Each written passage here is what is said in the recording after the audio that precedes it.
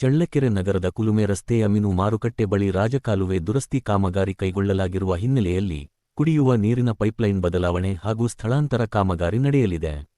ಈ ಹಿನ್ನೆಲೆಯಲ್ಲಿ ಚಳ್ಳಕೆರೆ ನಗರಸಭಾ ವ್ಯಾಪ್ತಿಯ ಹಲವು ಪ್ರದೇಶಗಳಲ್ಲಿ 4 ದಿನಗಳ ಕಾಲ ಕುಡಿಯುವ ನೀರು ಸರಬರಾಜು ಸ್ಥಗಿತಗೊಳ್ಳಲಿದೆ. ಆಗಸ್ಟ್ 25ರಿಂದ 28ರವರೆಗೆ ಗಾಂಧಿನಗರ, ಮದಕರಿನಗರ, ಕಾಟಪ್ಪನಹಟ್ಟಿ, ಚಿತ್ರನಟಿ, ರಹೀಂ ನಗರ, ಸೂಜಿ ಮಲ್ಲೇಶ್ವರ ನಗರ, ವೆಂಕಟೇಶ್ವರ ನಗರ, ತ್ಯಾಗರಾಜನಗರ, ಹಳೆ ಟೌನ್ ಹಾಗೂ ಕೆ.ಎಚ್.ಬಿ. ಕಾಲೋನಿ ಸೇರಿದಂತೆ ವಿವಿಧ ಪ್ರದೇಶಗಳಲ್ಲಿ ನೀರು ಸರಬರಾಜು ಇರುವುದಿಲ್ಲ. ಸಾರ್ವಜನಿಕರಿಗೆ ಕುಡಿಯುವ ನೀರಿನ ಅಭಾವ ಉಂಟಾಗದಂತೆ ನಗರಸಭೆ ವತಿಯಿಂದ ಟ್ಯಾಂಕರ್ಗಳ ಮೂಲಕ ನೀರು ಸರಬರಾಜು ಮಾಡಲಾಗುವುದು ಎಂದು ತಿಳಿಸಲಾಗಿದೆ. ಆದ್ದರಿಂದ ಸಾರ್ವಜನಿಕರು ನೀರನ್ನು ವ್ಯರ್ಥ ಮಾಡದೆ ಮಿತವಾಗಿ ಬಳಸಬೇಕು.